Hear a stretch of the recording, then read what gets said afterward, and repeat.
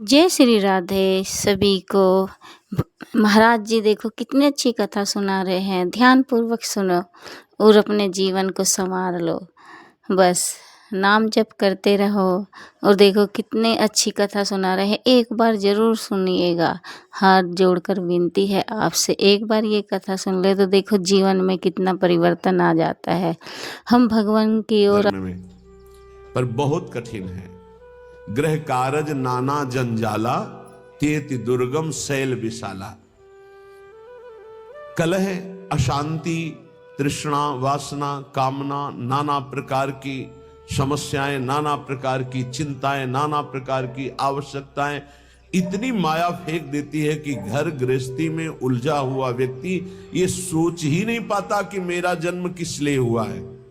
सच्ची कहते हैं आपसे, कभी हमने सुना ही नहीं कि भगवत प्राप्ति करनी है या भगवत प्राप्ति क्या है। कोई चर्चा नहीं सुनी हमने। बस वही जहां चार लोग बैठेंगे, यार तुम तो बड़े भाग्यशाली भय, अपने लड़का का ब्याह कर लिया, अब कोई मिले तो यार हमारे भी लड़का करवा। यही प्रपंच की बात है, यही प्रपंच। हमने तो गाड़ी खरीद ली, हमने मकान बना लिया, हमने बस यही उपलब्धियां, यही जीवन का लाभ।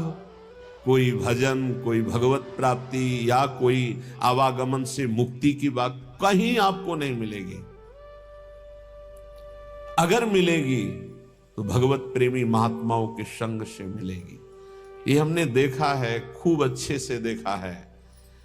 सर्दी का समय है, आग जला ली, 10 लोग बैठ गए, 4 घंटे वही प्रपंच। एक बार रामकृष्ण हरि, एक बार भी नहीं। किसी के हृदय में भजन की कोई वृत्ति ही नहीं। गृहस्थी में हमने देखा। ये तो बड़े अहोभाग्य हैं जो अपने घर परिवार के सब कार्यों को सुव्यवस्थित करते हुए भगवत आराधना, भगवत प्रार्थना, भगवत सेवा, भगवान नाम जप, अरे हम इनको बहुत धन्यवाद देते हैं। दिन भर रिक्शा चलाते हैं, वृंदावन वास करते हैं, श्री जी की सेवा पधराए हुए हैं। कैसे बताएं कितने सौभाग्य इनके हैं। मरा जा रहा है प्राणी, केवल रुपया पैसा भोग सामग्रियों, मर गया फिर न जाने कितनी नीच योनियों में जन्म होता है। ये ग्रह कारज नाना जंजाला, तेति दुर्गम शैल विशाला। बहुत बड़ा पहाड़ है गृहस्थी का, जिसको पार करके भजन करना।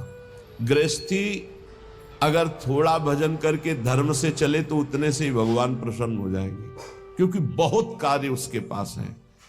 आप उन समस्याओं को नहीं समझ सकते हैं जो विरक्त भाव में हैं, क्योंकि अपने लोगों ने देखा ही नहीं उस विषय को, बचपन से निकल पड़े।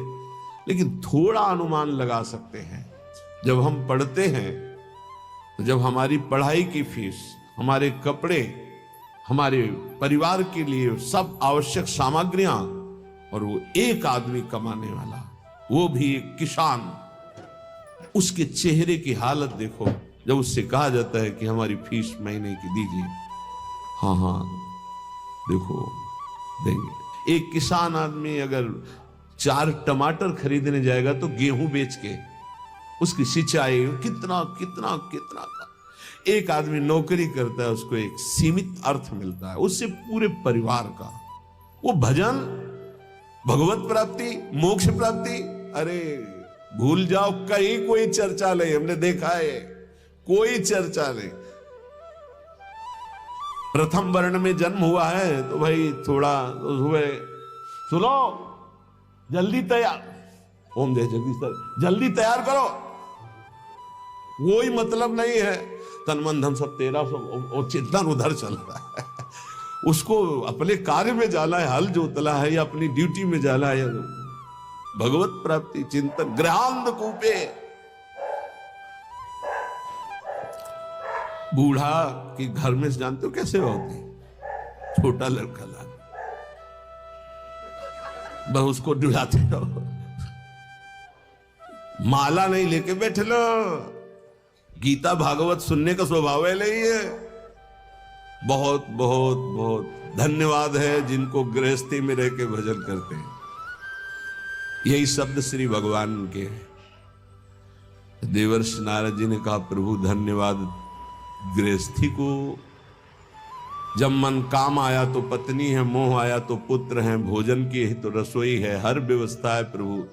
धन्यवाद तो उन विरक्तों को प्रभु देना है जिनको कई कई दिन भोजन नहीं मिलता, हर कष्ट सहते हुए, हर भोग वासना की जलन को सहते हुए आपके भजन में लगे। तो उन्होंने कहा ये तो तुम्हारी बात परम सत्य है, एक काम करोगे?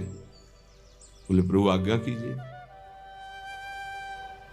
एक स्वर्ण के कटोरे में पूरा घी एकदम लेवल से, और कहा एक परिक्रमा लगाओ वैकुंठ की, एक भी बूंद घी नहीं गिरेगा, अगर गिरा तो सुदर्शन चक्र है पीछे। तो प्रभु ये कोई समस्या में फंसा दिया। बोले नहीं, करके आओ बड़ी सावधानी से, एक भी बूंद नहीं गिरना चाहिए। तो पूरा का पूरा चिंतन में एक बूंद गिरा तो पीछे साए मचे हुए सुदर्शन चक्र जी की। परिक्रमा पूरी करके आए, बोले प्रभु एक भी बूंद नहीं गिरा।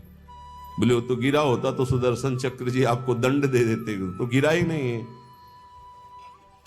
बोले प्रभु ये लीला क्यों कराए? बोले कितनी बार नारायण बोले? बोले नारायण बोले लेकिन सुदर्शन चक्र पीछे एक बूंद घी न गिरे, आप नारायण की बात कह रहे हो? बोले हाँ, गृहस्थी में ऐसे लाखों कार्य हैं, तुम्हें एक कार्य दिया सावधानी से करने का तो तुम भूल गए। गृहस्थी में लाखों कार्य हैं, अगर उन लाखों कार्यों को करते हुए वो मेरा स्मरण करता है तो धन्य है उसका जीवन।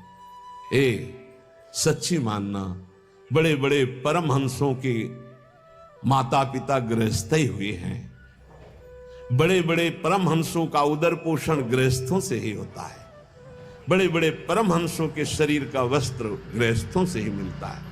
आप गृहस्थ धर्म में रह करके यदि नाम जप करते हैं, अतिथि सेवा, साधु सेवा करते हैं, तो सच्ची मानिए वो आपको निश्चित भगवत प्राप्ति कराएगा, निश्चित।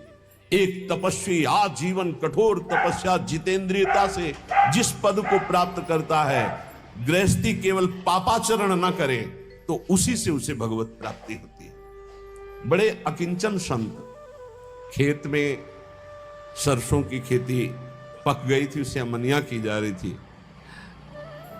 किसान आदमी के कुछ भोजन फिक्स होते हैं, जब चना और सरसों की खेती होती है तो सिर्फ उसी की सब्जी होती है और परेठा या रोटी। जब आलू की खेती होती है तो आलू की होती है, जब बाजरा ज्वार की खेती तो वही, उस बाजार से खरीद कर खाने वाली समस्या बहुत बड़ी होती है जो खेत में होती है। जो सदगृहस्थ होते हैं उनका कर्तव्य होता है एक बार वो खड़े होकर के पहले अतिथि का निरीक्षण करें, भोजन पाने के पहले दरवाजे में, अगर घर में पा रहे तो दरवाजे के बाद, तो उसी धर्म का पालन करते पिताश्री से खड़े होकर देखते थे। खेत में जब काम, तो एक मार्ग था उसमें एक संत जा रहे थे, फिर बुलाया, कहा स्वामी दंडी सन्यासी थे, कहीं विचरण कर, कुआं था नजदीक, बैठ कर पाए, वैसे हाथ में लेकर के बस में, आहा बड़ा सात्विक, बड़ा पवित्र से, और कहा मुझे ऐसा लग रहा है कि आपके यहां भजन होता है। उनका क्या भजन होता है? किसान आदमी ऐसे, नहीं, तुम्हारे यहां भगवान की असीम कृपा है, इसका तुम्हें खुद परिचय प्राप्त होगा।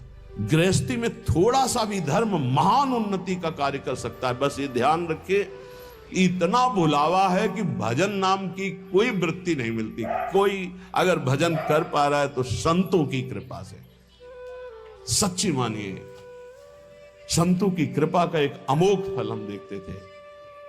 कभी का नहीं पड़ा था इस शरीर के जनक ने, कभी का नहीं पड़ा था। तो उनके गुरु पूज्य श्री स्वामी शारदा आश्रम सरस्वती जी महाराज आते, तो उनका बिना पढ़े लिखे पशु होता है? न रामायण, न गीता, न भागवत, न नाम जप, क्या कम से कम अक्षर का ज्ञान करके कुछ तो धर्म शास्त्रों का स्वाध्याय करना चाहिए। ये बात बैठ गई। तो मास्टर से प्रार्थना की किसान होते कि हमको ककारा और मात्राएं सिखा दो, तो रामायण और गीता पढ़ना सीख गए। हल जोतने जाते तो गीता, रामायण, गुरु की पादुका, गंगा जल, ये पादुका का ऐसा चरणामृत उतारते और रामायण और गीता जी करते। चाहे दिन के 12 बज गए हो 4 बजे से, फिर ये करने के बाद जब प्रसाद तो भगवान नाम कीर्तन, खड़े होकर आसपास देखकर, थोड़ा सा धर्म भी महान भगवत प्राप्ति का हेतु कर देगा। ऐसी संतानें प्रकट होंगी जो तुम्हारी पीढ़ियों की पीढ़ियां उद्धार कर देंगी। गृहस्थी बहुत बड़ा धर्म है, बहुत बड़ा धर्म है, इससे बड़ा कोई धर्म नहीं। ये मत सोचो जैसे लोग कह देते ना, अरे हम तो गृहस्थ। गृहस्थ का मतलब समझते हो, हर धर्म का जनक, हर धर्म की उत्पत्ति उसी से होती है, हर धर्म की पुष्टता उसी से होती है, हर धर्म की व्यवस्था उसी से होती है। आप गृहस्थ धर्म को बहुत हल्के में ना ले, भगवान का अवतार भी गृहस्थ धर्म में ही हुआ है। दशरथ, कौशल्या जी, नंद बाबा, यशोदा मैया, देवकी, वसुदेव जी, कश्यप, अदिति जी, जहां भी देखो बड़े बड़े जो वीतराग अवधूत, भगवान को वश में करने वाले प्रेमी महात्मा या साध्वी, वो सब गृहस्थ में हुई। यहां जो कह रहे गृहांध कूपे, गृह में ऐसे अंधे बन करके लगे हुए हैं कि ना नाम जप से मतलब, ना धर्म से मतलब। बोले भागो, इस अंधकार कुएं से भागो और प्रकाश की तरफ, तमसो मां ज्योतिर्गमय, अंधकार से हटो, बार बार जन्म मरण के चक्र से हटो, प्रभु के धाम में चलो। हम सब प्रभु के हैं, भूल करके इस जन्म मृत्यु में चक्र में ऐसे फंस गए कि इस योनि में उद्धार नहीं कर पाए। तो 83,99,999 योनियां ऐसी हैं जिनसे आप मुक्त नहीं हो सकते। केवल एक मानव देह है जिससे मुक्त हो सकते हो। इसलिए कह रहे हैं, जन्मान्य संख्यानि गतानि में वृथा, व्यग्रात्मनो देह गृहादि के हया। एक आते थे नैमिषारण्य के संत भगवान, पूज्य श्री माता जी ऐसा वर्णन करके बताते थे। वो ऐसे रहते थे, कभी ऐसे नहीं करते। उनको इतना अनुभव था कि पास कोई आए तो तत्काल नाम लेके बुलाते थे। कभी सुना हो या ना सुना हो, देखा हो या ना देखा हो, कोई भी हो, ऐसे आ गए शंभू, हाँ स्वामी जी, नाम लेके पुकारना, देखना नहीं। यही वृत्ति श्री पूज्य हरि बाबा की थी। वो सदैव ऐसे ऐसे नहीं देखते थे, संतों का एक अपना नहीं। एक दिन वो आए और उनका चिलवा आ गया। उनको, स्वामी जी अभी तो आप ही आए हो, कोई नहीं, हमें पूछ रहे हमारा चिलवा आया कि नहीं आया। तो स्वामी जी आप ही पहले आए हो, अभी तो घर में कोई आया है? बोले हाँ स्वामी जी, संतान हुई है। बोले हाँ चलो आए, ठीक, जा रहे हैं, कुछ दिन में ले जाएंगे। कोई उनके रहस्य को संतों को भेजा, वो कभी किसी की तरफ नहीं देखते थे। अगर गृहांध कूप से कोई मुक्त करने के लिए है तो संत। आज हमारा ये दुर्भाग्य हो रहा है, पहले सौभाग्य था कि संत जन विचरण करते हुए गांव गांव घर घर को पावन करते थे। अब कलयुग का ऐसा प्रताप है कि गांव गांव में घेर कर मार डाले जाएंगे। जैसे जंगली पशु को मार डालते हैं ना, ऐसे संतों को मार डालेंगे। ये बच्चा चोर है, ये अमुक चोर है, ये अमुक चोर है। ऐसा मलिनता बढ़ती जा रही। तो इसीलिए बड़े बड़े महात्मा सब तीर्थों में वास करते हैं, भगवत धामों में वास करते हैं। सही बात पूछो, संसार से मुक्त करने के लिए भगवत पार्षद ये संत जन ही हैं। जन्मान्य कितने जन्म व्यतीत, असंख्यानि, गिनती नहीं है। गतानि में वृथा, व्यर्थ चले गए। बहुत बार जन्मे, बहुत बार मरे। व्यग्रात्मनो देह गृहादि के हया, ऐसे ही मानता रहा हूं कि मेरी पत्नी, मेरे पुत्र, मेरा घर, मेरा मकान, फिर मरे, फिर वही, फिर वही। अद्यापि मुह्याम्यपि बुद्धिमान हम तवैव वृंदाटवी नाम में गति। आज थोड़ी बुद्धि जागृत है तो मेरी बात मान जाओ, भाग के आ जाओ वृंदावन। एक बार सत्संग सुन जाओ, एक बार बिहारी जी के दर्शन कर लो, एक बार यमुना रस रानी के समीप बैठकर नाम कीर्तन कर लो। ये किनके लिए कह रहे हैं? घर गृहस्थी में हो तो पैसा बढ़े, समय निकले तो विदेश घूमने की बात मन में मत लाओ। धर्म क्षेत्रों की यात्रा करो, भगवत क्षेत्रों की यात्रा करो, वहां संयम पूर्वक पुण्य अर्जन करो, नाम जप करो, तो तुम्हारा परम मंगल हो जाएगा। आज ऐसी बुद्धि खराब हो गई कि लाखों रुपया खर्चा करेंगे लेकिन ऐसी जगह देखेंगे जाके जहां बुद्धि और मलिन हो जाए। कहां जा रहे हैं? अमुक देश में जा रहे हैं। काहे के लिए? बोले नेत्र चराने के लिए जा रहे हैं। जैसे लोग बकरी चराने जाते थे, हम नेत्र चराने जाते हैं। हमें बताया गया को लाखों रुपए की टिकट लगाएंगे, लेकिन धाम में आकर के, तीर्थ में जाकर, संगम, काशी, कितने पावन पावन पुरिया हैं। 4 दिन का नाम कीर्तन बैठल हुआ अखंड, 1000, 2000, 4000 संतों को बैठ के पवाओ, उनकी जूठन पाओ, देखो निहाल हो जाओगे। अर्थ का प्रयोग करना भगवान के कृपा पात्रों को आता है। अर्थ का प्रयोग करना भगवान की कृपा पात्रों, शोधन धन्य प्रथम गति जाकी। भगवान के धामों में आकर नाम कीर्तन करो। हमारी बात मान लो, अगर कुछ भी अर्थ तुम्हारे पास ज्यादा है, 4 घंटे नाम कीर्तन बैठलवा दो। तुम नहीं कर सकते हो निरंतर नाम जप, तो ऐसे संयोग बैठा लो, भजन करने वालों को सुविधा दे दो। श्रीमद् भागवत समर्थ है परम पद प्रदान करने के लिए। 7 दिन संस्कृत से पाठ करवा लो बैठा के। भगवान की महामहिम वांग्मय मूर्ति श्रीमद् भागवत है, सारे पाप भस्म करके श्री कृष्ण की प्राप्ति कराने में समर्थ है, कोई संशय। ये लाभ लो। धाम आ गए, यहां के पशु पक्षियों को, मान लो ज्यादा पैसा नहीं, 2-4 किलो चना ले फुला दे, पशु पक्षियों को पवार है, गाय को एक दिन चारा पवा, ये धर्म कार्य करो। लाखों रुपया खर्च करके कहां जा रहे हो संसार को देखने के लिए? भारत जैसी पावन भूमि कहां है? यहां एक से एक ऐसे भजन की वृत्तियां प्रकट हो जाएं, ऐसे धर्म क्षेत्र, तीर्थ क्षेत्र, ऐसे भगवत धाम हैं। श्रीपाद कह रहे असंख्य जन्म बर्बाद कर दिए, लौटो, एक बार श्री धाम वृंदावन में आ जाओ। तुम्हारे मोह पास को काटने के लिए समर्थ श्रीधाम वृंदावन सत्संग करा देगा। सत्संग ऐसी कैंची है जो मोह पास का नाश करती है। निज सर्वनाश कर्मात्म सुहृत सुतदार मित्र परिवार गणम परिवंचय कर ही दृढ़ बुद्धि रहम प्रपलाई यामि हरि केली बनम। तुम समझ रहे हो कि हमारा यही कर्तव्य है कि इनका पालन पोषण करके खूब चाहे जितना पाप कर्म करें। तो श्रीपाद कह रहे निज सर्वनाश करो। अपने आत्म स्वरूप का सर्वनाश करने वाले, तेरी ये समझ में नहीं आ रहा कि तू जिस पाप कर्म से धन कमा रहा है तो ये तेरा सर्वनाश कर देगा।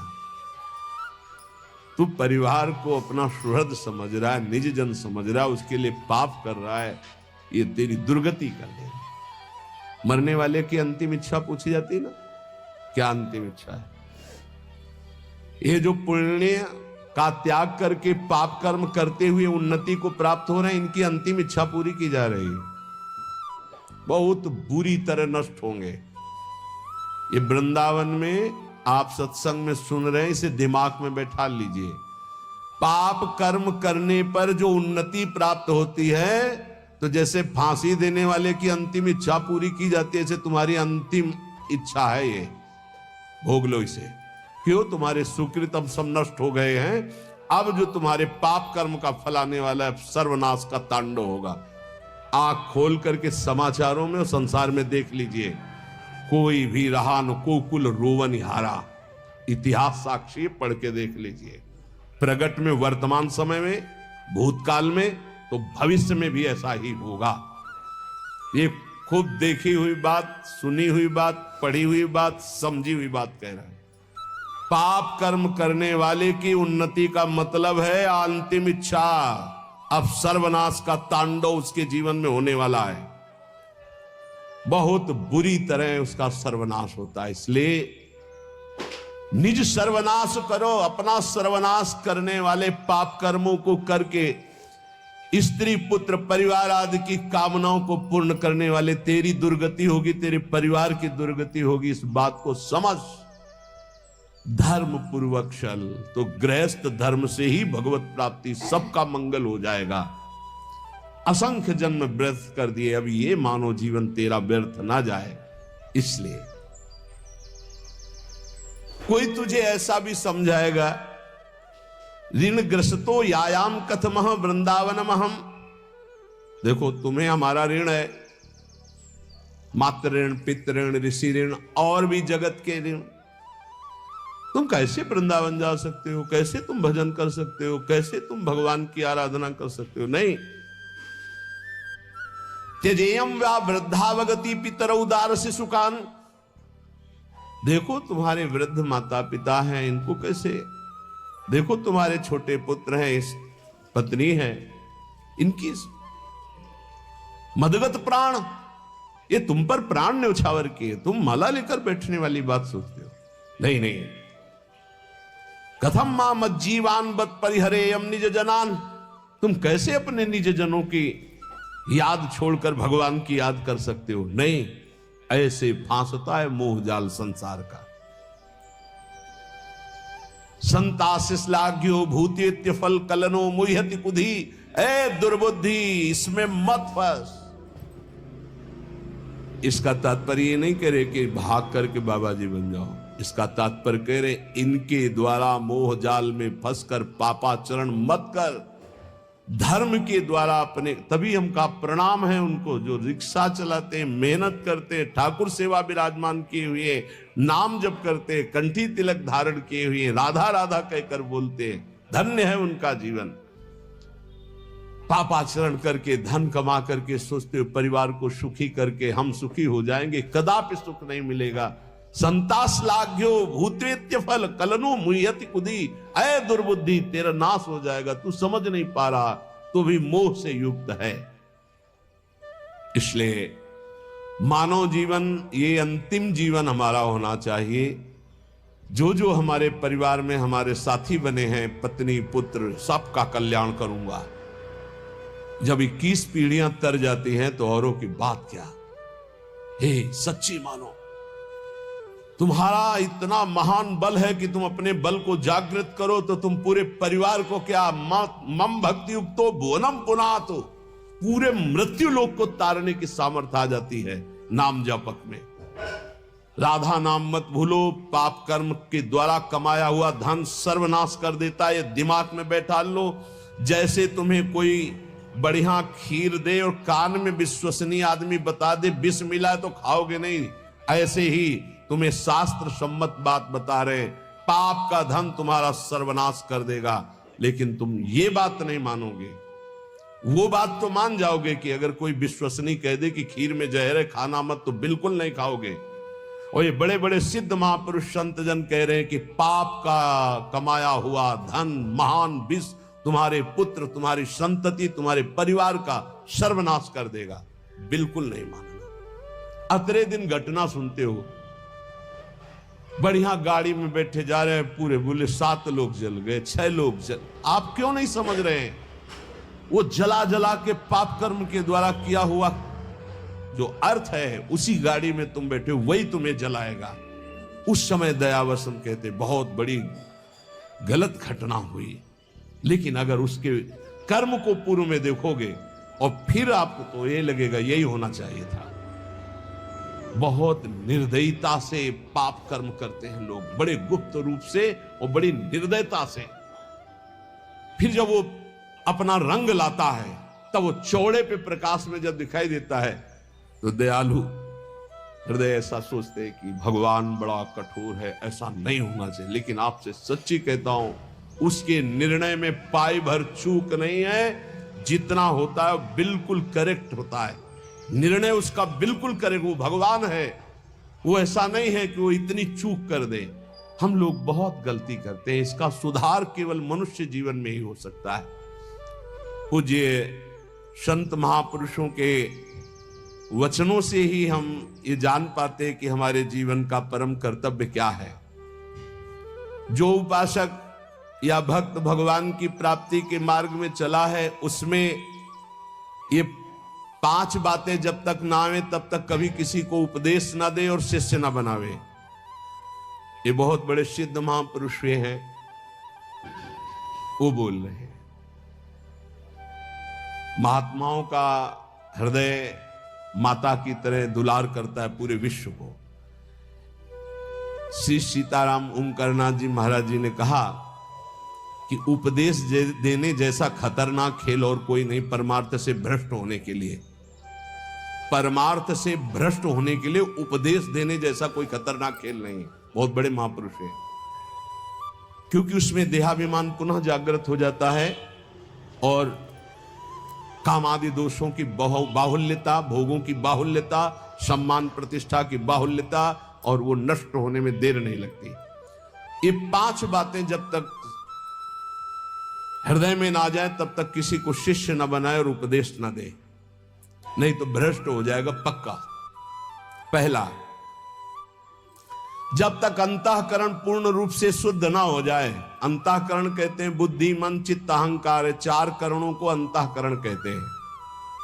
अंतःकरण शुद्ध कब माना जाता है? जब बुद्धि के निश्चय में एकमात्र परमात्मा है, मन में संकल्प विकल्प खत्म, केवल मन सावै मनः कृष्ण पदारविंदयो चित्त मुरारी पादार्पित चित्त वृत्ति अहंकार दासत्व में एक भी विकार जिसके अंतःकरण में उदय नहीं होता, वो शुद्ध अंतःकरण वाला महापुरुष प्रथम उपदेश का पहला अधिकारी। अंतःकरण में किसी भी तरह का कोई भी विकार ना होना, पूर्ण अंतःकरण का शुद्ध होना।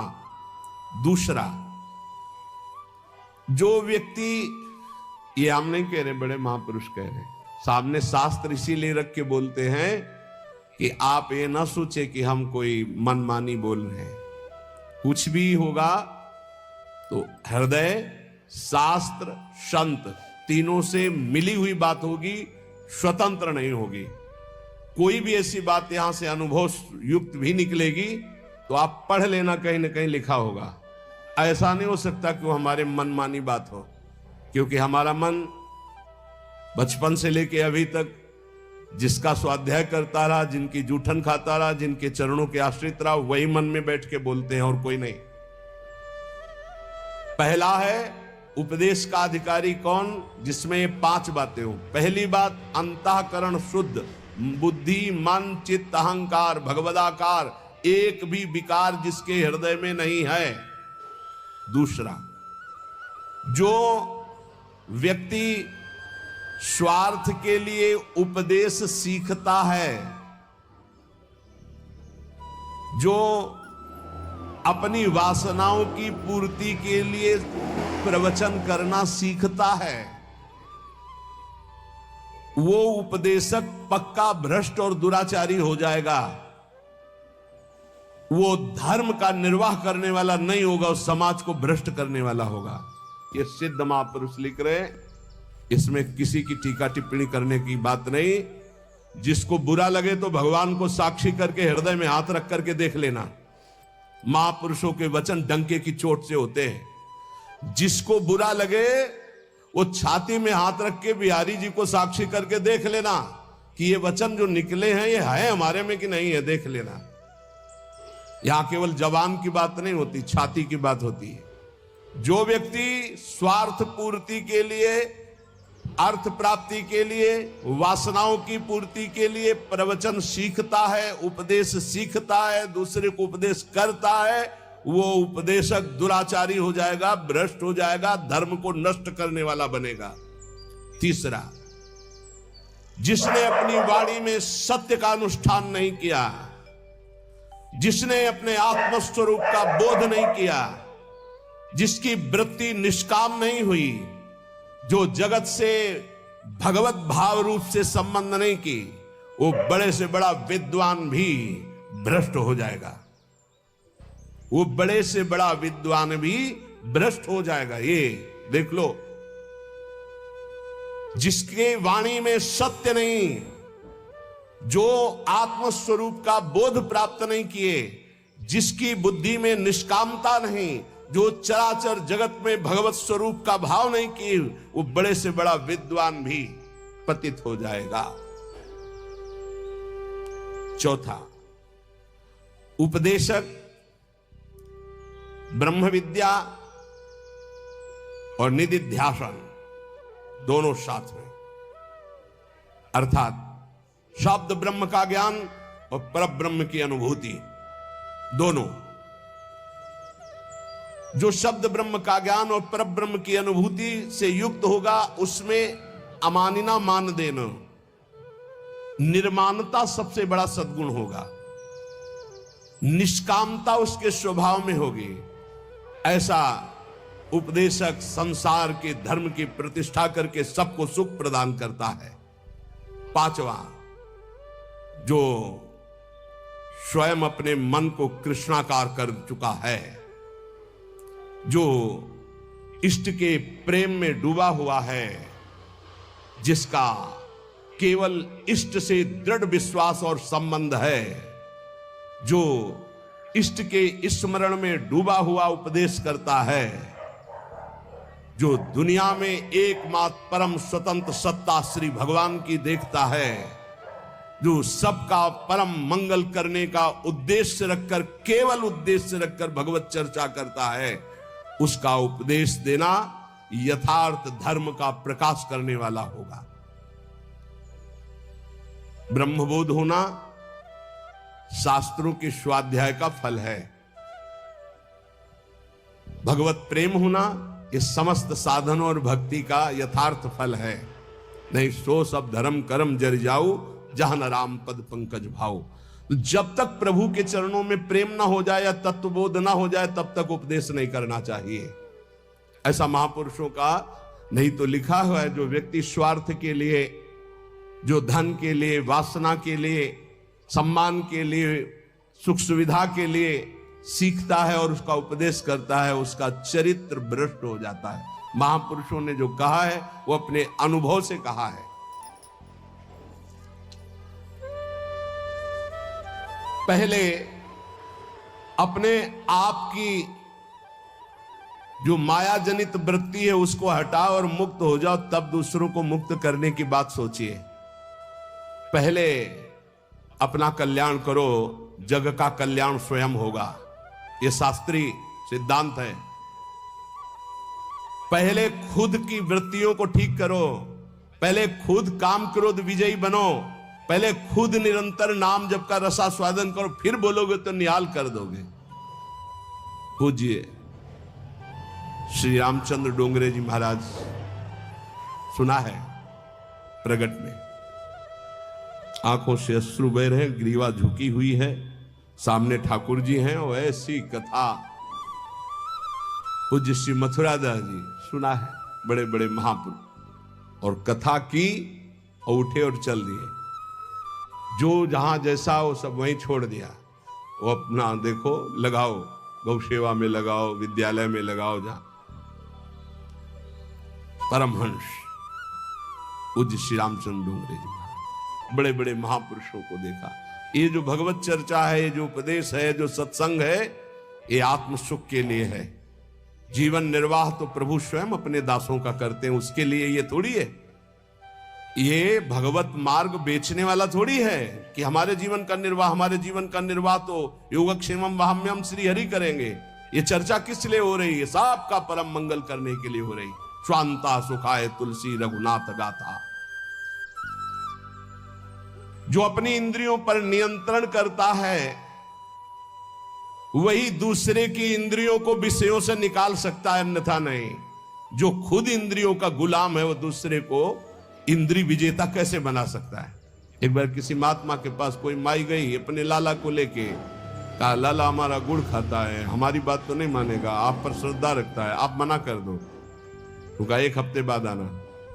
वो 1 हफ्ते बाद आया, बच्चा गुड़ खाने से दांत में कीड़ा पड़ जाएंगे, पेट में कीड़ा पड़ जाएंगे, ठीक नहीं है, नहीं खाना चाहिए।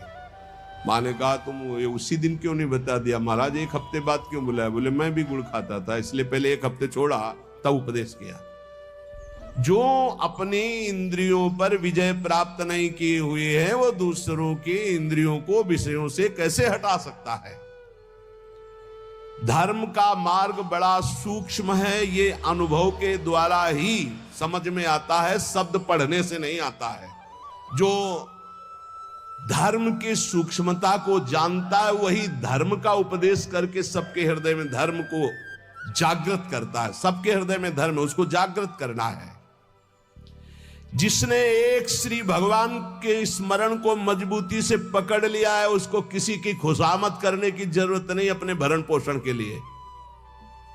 श्री भगवान को जिसने पकड़ लिया, उसको किसी की खुशामद करने की जरूरत नहीं अपने भरण पोषण के लिए। दुर्जनों के लिए ये सज्जन पुरुष ही हैं जो उनकी कटुता, उनकी गाली, उनके अपमान को सहकर उनका कल्याण करते हैं। केवल प्रवचन से कल्याण नहीं हो जाएगा। जब तक सज्जनता, साधुता नहीं आएगी। साधुता बहुत बड़ी बात है, प्रवचन कर लेना बहुत सरल बात है। साधुता बड़ी बात है। कबहू कहो या रहानी रहोंगो, श्री रघुनाथ कृपालु कृपाते साधु स्वभाव गहोंगो। परहित निरत निरंतर मन क्रम वचन नेम निभाओंगो। मन वचन कर्म से दूसरे का परम मंगल, परुख बचन अति दुशाश्रवण सुनते पावक न दहोंगो। जथा लाभ संतोष सदा काहूसो कछु न चाहोंगो। कबहू कहो या रहानी रहोंगो, श्री रघुनाथ कृपालु कृपाते साधु स्वभाव गहोंगो। साधु वही है जो बड़ी बड़ी सिद्धियों को ठोकर मारकर दूर करके भगवान के प्रेम में डूबता है। ठोकर मारकर। इत महाप्रभु कह रहे हैं, वेणु कानन क्वणित श्रवण सुंदर सुनत मुक्ति सम सकल सुख पाए पग पेलरी। आज तू ग्वाल गोपाल सो खेलरी। वेणु कान देख, लाल बंसी बजा रहे हैं। बंसी में वो परमानंद की वर्षा कर रहे हैं कि अगर एक बार श्रवणेंद्रिय में पड़ जाए तो मोक्ष सुख को भी पैर से ठुकरा करके प्रेम रस में कूद पड़े। ऐसा बंसी की ध्वनि है। प्यारी जू से करे, लाडली जू देखो, वेणु कानन पुणित श्रवण सुंदर सुनत मुक्ति सम सकल सुख पाए पग पेली। लाडली जी देखो कैसी अद्भुत बंसी बज रही। वही बंसी चतुरासी जी है। वही बंसी जो मोक्ष सुख को भी फीका कर दे, वो साक्षात बंसी की ध्वनि है चतुरासी जी। ये बंसी जी की वाणी है। हरिवंशी स्वयं हित महाप्रभु के रूप में वही गायन। अरे अद्भुत सुख। जो सिद्धियों को ठोकर मार करके आगे बढ़ता है, वो भगवान के प्रेम को प्राप्त होता है। भजन करो, भजन करो, नहीं तुम्हें ठोकर मारेगी माया। भजन करो, नहीं तुम्हें ठोकर मारेगी। भजन किया तो सिद्धियों को ठुकरा कर भगवदानंद में डूबता है। तू परम स्वतंत्र स्वाधीन भगवान का दिव्य अंश है। किसी की पराधीनता की जरूरत नहीं। पर यह स्थिति तभी आएगी जब भजन करोगे। भजन परमार्थ का मार्ग व्यवहार से होकर ही गुजरता है। इसलिए जिसका व्यवहार परमार्थ में होता है वही सिद्ध साधु होता है। व्यवहार भी परमार्थ में होना चाहिए। व्यवहार अमर्यादित हुआ, धर्म विरुद्ध हुआ तो पाखंड है, साधुता नहीं। व्यवहार बिल्कुल शुद्ध, तस्मात् शास्त्रम प्रमाणम ते कार्या कार्यो व्यवस्थितो, शास्त्र के अनुसार होना चाहिए। भगवान व्यापक है, सबके हृदय में है, तुम्हारे हृदय में भी है, पास में भी है, बहुत दूर भी है, अंदर भी है, बाहर भी है। तो पाखंड किससे करोगे? छुपाव किससे करोगे? दुर्व्यवहार किससे करोगे? जो ये जानता है वही साधु है। जो स्वयं नहीं कर सका उसको कभी उपदेश देने का अधिकार नहीं है। अपनी दिनचर्या ऐसी बनाओ जो गुरु प्रदत्त अनंत शक्ति प्रदान करने वाली अखंडानंद में स्थित करती है दिनचर्या। ऐसा कभी मत करो जो गुरु प्रदत्त दिनचर्या है उसका खंडन हो जाए तो दुख तुम्हें घेर लेगा, निश्चित समझना। ये बहुत बड़े महापुरुषों की वाणी है। अपनी दिनचर्या गुरु प्रदत्त ऐसी बनाओ जिससे अनंत शक्ति और अखंडानंद की प्राप्ति होती, दिनचर्या से ही होती है। ऐसा कभी मत दिनचर्या का खंडन करो जो तुम्हारी शक्ति को छीन करके तुम्हें दुख में फंसा दे। ऐसी दिनचर्या विजयी होनी चाहिए कि आपके पास समय ही नहीं है। आपके पास अपनी दिनचर्या से बड़ा सौभाग्य है अपने साधकों को कि 1 मिनट के लिए समय नहीं। अगर कभी कहीं ऐसा तो 1 मिनट निकालना मुश्किल है। अपनी दिनचर्या ऐसी बना दी है गुरु जी ने, श्री जी ने। किसी भी परिस्थिति में तुम्हारे मन में कमजोरी नहीं आनी चाहिए। चाहे जैसी परिस्थिति, तुम्हें याद होना चाहिए ये इष्ट के द्वारा पास करके भेजी हुई परिस्थिति। मैं डगमगाऊं क्यों, मैं भयभीत क्यों हूं? कोई न कोई बहुत मंगल विधान मेरे इष्ट ने भेजा है परिस्थिति, इसलिए मैं मस्ती से रहूंगा, चाहे जितनी बुरी स्थिति क्यों ना आ जाए। हृदय में या बाहर परिस्थिति, स्थिति या परिस्थिति, संतुष्टा येन केनवा, ये बहुत बड़ी बात है। क्योंकि इष्ट ने भेजा है ना, चयन किया इष्ट ने, किस लिए? होगा कोई उनका विधान, मंगल विधान, शांत प्रसन्न मुद्रा, कभी खिन्न नहीं, निकल जाएगी परिस्थिति और स्थिति भी। कभी कभी अंदर में भी स्थिति गड़बड़ होती है, बाहर भी परिस्थिति। इन्हीं के वचन अभी सुनाए थे पीछे। पापियों का ऐश्वर्य बढ़ता है। प्रश्नकर्ता को सुन ले ध्यान से, ज्यादातर प्रश्न करते हैं कि धर्म में चलने वाले को बड़े धक्के मिलते हैं, पाप करने वाले बड़े मौज से होते हैं। पापियों का ऐश्वर्य बढ़ता है, स्वीकार करते हैं। क्यों? क्योंकि उनके पुण्यों का नाश किया जा रहा है। तुम धर्म के फल में संदेह मत करना, ये पापियों का जो ऐश्वर्य बढ़ रहा है, इनको जैसे फांसी की सजा देने वाले को अंतिम इच्छा पूरी की जाती है, ऐसे सर्वनाश का खेल इनका शुरू होने वाला है। इसलिए इनके पुण्यों को फटाफट भुगाया जा रहा है, भोग ले। हम तो अपनी भाषा में कहते थे एकांतिक में कि गए जैसे चार आदमी दो हाथ पकड़ के दो पैर पकड़ के ले जा रहा है, आप कह रहे हो धन्य है, ना लिफ्ट से जा रहा है, ना पैदल जा रहा है, चार आदमी की गोद में जा रहा है, 8वीं मंजिल पर ले जाए, धन्य उसका। धन्य नहीं है, ऊपर जाके पटकने जा रहे हैं नीचे। अब बताओ, ले जाते समय तो तुम देख रहे हो कि ना लिफ्ट में है ना पैर से चल रहा है, कितना सौभाग्य है। लेकिन परिणाम पता है आपको, ये चार लोग उसको ऊपर 8वीं मंजिल में ले जाकर पटकने जा रहे हैं। अब क्या लगेगा? धन्य नहीं लगेगा, बड़ेगा दुर्भाग्य है, मरेगा जाके। ऐसे ही पापी आदमी जब चारों खाने में हरा भरा नजर आवे ना, बढ़ता नजर आवे, तो आप हाथ जोड़ के शोक मगन होना, अब मरेगा ये जाके। ये चार जो ले जा रहे ना, ये ऊपर से पटकेंगे जाके। चारों तरफ हरा भरा, जिधर देखो उधर माला माल, जय जय जय जय, दिया सलाई लग रही सुकृत में, पुण्य में, क्योंकि पाप कर रहा है, अब भस्म होगा। कभी कभी गुरुजन जब समझाते हैं और जब देख लेते हैं ना कि बहुत पैंग लंबी बढ़ गई, तो मौन हो जाते हैं, नहीं समझता जीव। इसीलिए भगवान भी चुप हो जाते कि पहले जल ले।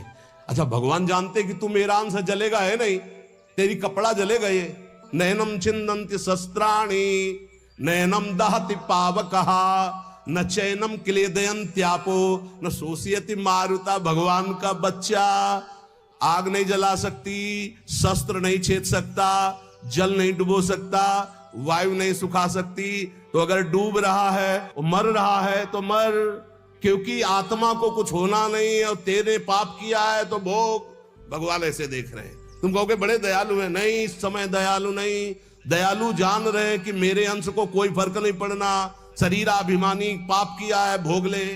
इसलिए वो अग्नि रूप भी हैं, वो जल रूप भी हैं, वो अपने में ही डुबो रहे हैं। किसको? अपने आप को। तुम्हें क्या फर्क पड़ रहा है? कुछ नहीं।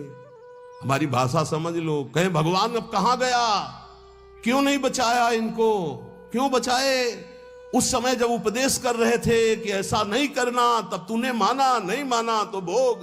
तो बोले दया क्यों नहीं है? दया इसलिए नहीं कि असली वाले को जलन नहीं होगी और नकली वाला बचेगा नहीं। क्या?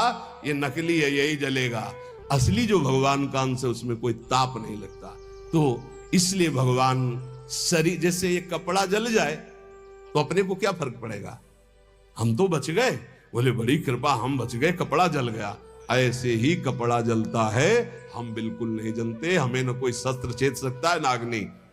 तो ये जब भगवान का अंश जीव है, भगवान ये जानते इसलिए दया नहीं करते। अब कोई सही ढंग से चले और फिर उसके कपड़े में भी खरोच आने की बात होगी तो भगवान नहीं आने देंगे। और तुम दूसरों के शरीरों को भून भून के चटनी के साथ खाओ तो बिना चटनी के आग तुम्हें भून देगी। हमारी बातें बुरी लगेगी, लेकिन लिख लो, बिल्कुल फायर विकेट तब आएगी जब भून के तैयार हो जाओगे।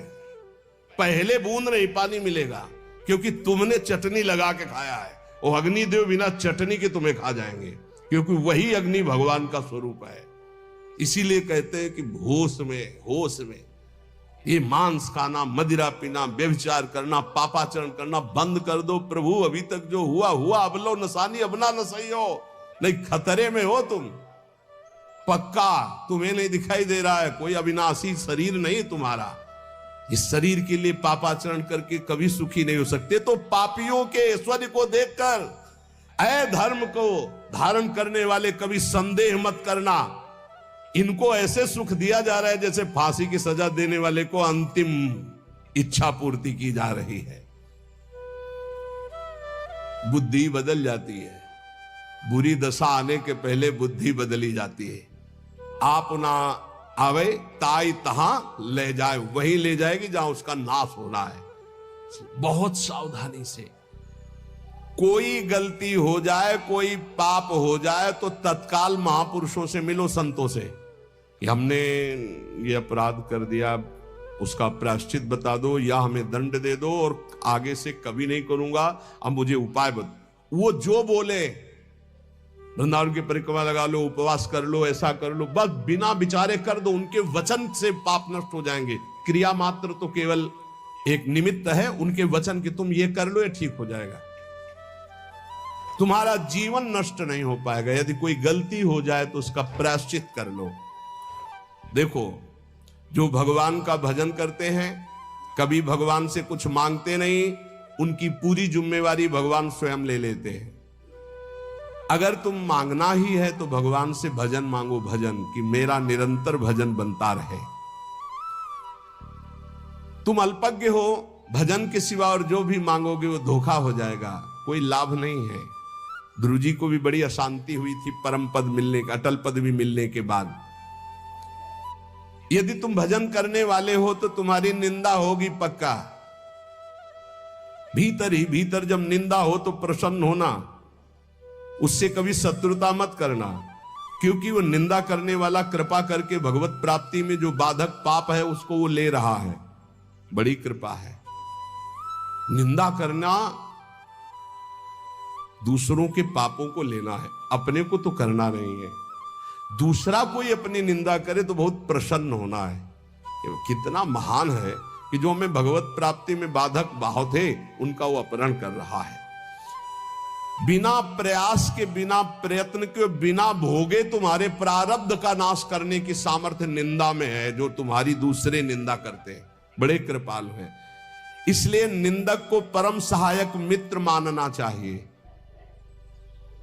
निंदक नेरे राखे आंगन कुटी छवाए, समीपे रहे जिससे कोई चूक ना होने पाए, हर गलती वो हमारी देखे। और भगवान बड़े कृपालु हैं। निंदक को सूक्ष्मदर्शी लगाने की जरूरत नहीं होती, सीसी कैमरा लगाने की जरूरत नहीं होती। उनके कान और नेत्र वहीं लगे रहते हैं और वो एक एक बात पकड़ करके साधु की और उसको निर्मल करते रहते हैं। इसलिए धन्य है, प्रणाम है, स्वस्थ रहे निंदक। अंतिम में उनको भगवत प्राप्ति हो, क्योंकि हमें भगवत प्राप्ति में बड़ा सहयोग किए। निंदा करने वाले महान मित्र हैं जो हमारे प्रारब्ध को बिना भोगे वो काट देते हैं।